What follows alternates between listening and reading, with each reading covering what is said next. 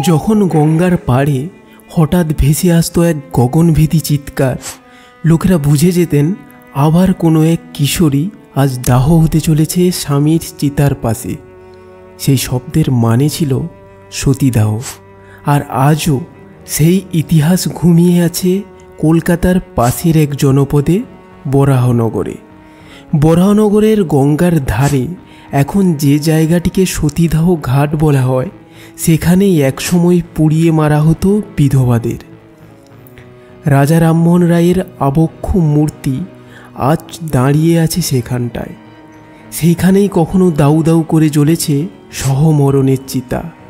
আজ আলো বসানো হয়েছে, বসার জায়গা বানানো হয়েছে, কিন্তু এই সাজানো সৌন্দর্যের নিচে চাপা পড়ে আছে নিঃশব্দে আগুনে পুড়ে যাওয়া শত শত নারীর কান্না।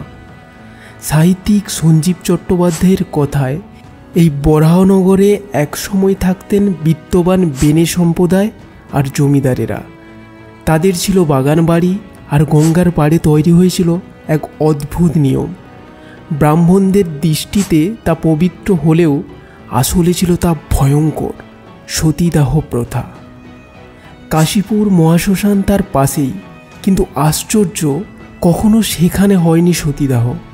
হয়েছে এই নির্দিষ্ট ঘাটে, নিয়ম করে, বিশ্বাস করে, সমাজকে দেখাতে।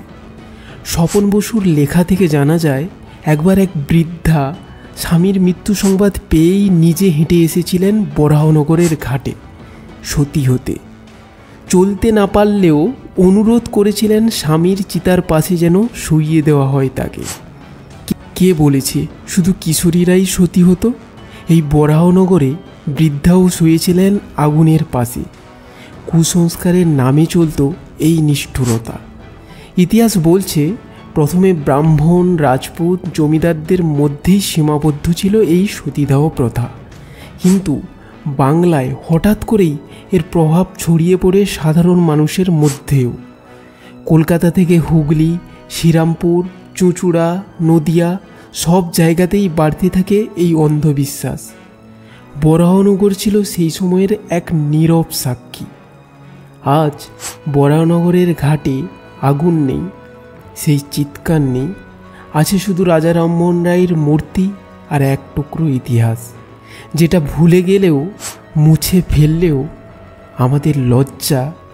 এটা শুধু একটা ঘাট নয়, এটা এক প্রতিবাদের সাক্ষী, যেখান থেকে বাংলার মেয়েদের জন্য এক নতুন সূর্য উঠেছিল। ভিডিওটি কেমন লাগলো কমেন্টে জানান, আর এরম হিস্টোরিক্যাল ব্লগ পেতে ফলো করুন কত কথা on YouTube, Facebook and Instagram.